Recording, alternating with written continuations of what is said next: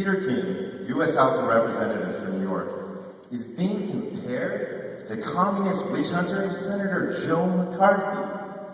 What a sad day it is in America to have such prestigious and well-respected politicians be compared to such an embarrassing political figure. I mean, considering there are no similarities between the two episodes. Consider this. The indiscriminate accusation against a race of people considered guilty by mere association is patriotic.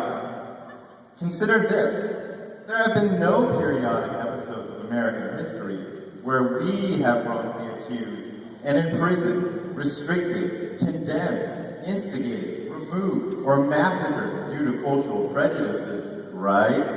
Right. And certainly this behavior doesn't reflect poorly on the American community, because that's the spirit of democracy. Tyranny of the majority. But tyranny? Isn't that fascism? No, silly little ACLU member. Restricting civil liberties is essential to the progression of a modern capitalist state.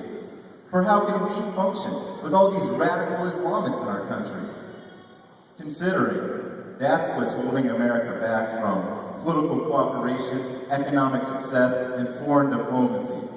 These Islamists are just holding us back. So why don't we spend our precious time and effort rooting out supposed agitators and extremists by turning our backs on a minority? If it worked in the past, it can work here. Remember, after the bombing of Pearl Harbor, we justly put Japanese Americans in internment for national security, and we still look back at that moment with pride.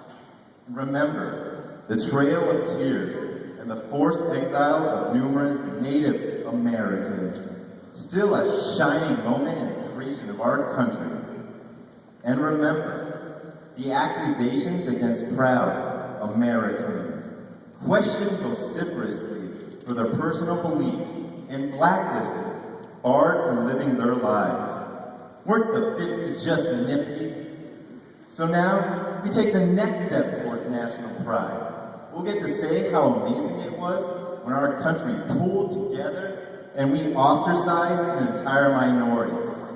I'm looking forward to those days, aren't we all? So now, if we're going to get down to some real business, the necessary and legitimate concerns that will fix this nation, let's start shoving each of us into a socially abstract ideology, fostering a close-knit community with a closed mind, and the objective of expelling those who don't consent to the status quo.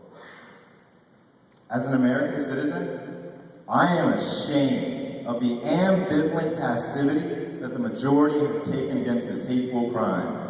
I am ashamed of people re-electing this man to the House of Representatives. I am ashamed that no major political figure has stepped forward and denounced this dog and pony show as the distraction it truly is.